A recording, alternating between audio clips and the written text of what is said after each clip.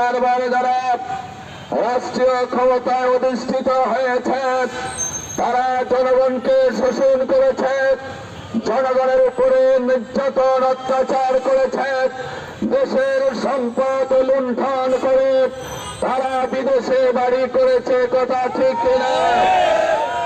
এই দেশ থেকে এখনো ফেসিবাদ দূর হয়নি। সন্ত্রাসীরা এই বিজয়ের বাসে সামনের নির্বাচনে যারা প্রতিদ্বন্দ্বিতা করবে তাদের গায়ে গুলি চালাবার সাহস এখনো এই দেশের সন্ত্রাসীরা দেখায়। আমি উদাত্তভাবে এই দেশের সকল নাগরিক, সকল রাজনৈতিক নেতৃবৃন্দ, এই দেশের আইন শৃঙ্খলা বাহিনী সহ সকলের প্রতি আমি উদাত্ত আহ্বান জানাতে চাই।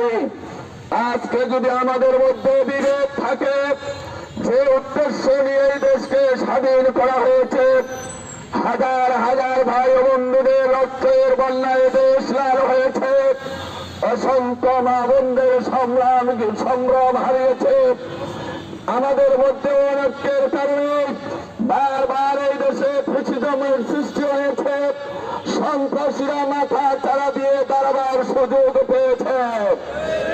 এবারে এই বিজয় দিবসে আমাদের অঙ্গীকার হোক, আর বিবাদ নয়, সুখী সমৃদ্ধ বাংলাদেশ গড়ার জন্য সকল রাজনৈতিক বন্ধুগণকে এবং এই দেশের আপসহীন সকল জনগণকে, সংগ্রামী জনগণকে একই মঞ্চে আমাদেরকে দেশের জন্য দাঁড়াতে হবে।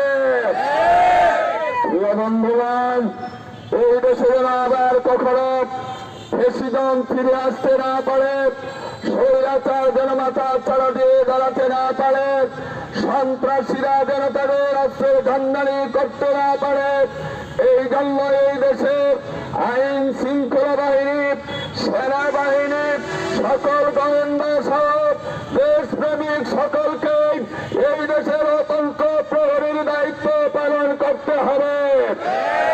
আমি সকলের সুস্বাস্থ্য কল্যাণ কামনা করে আজকের এই বিজয় দিবসে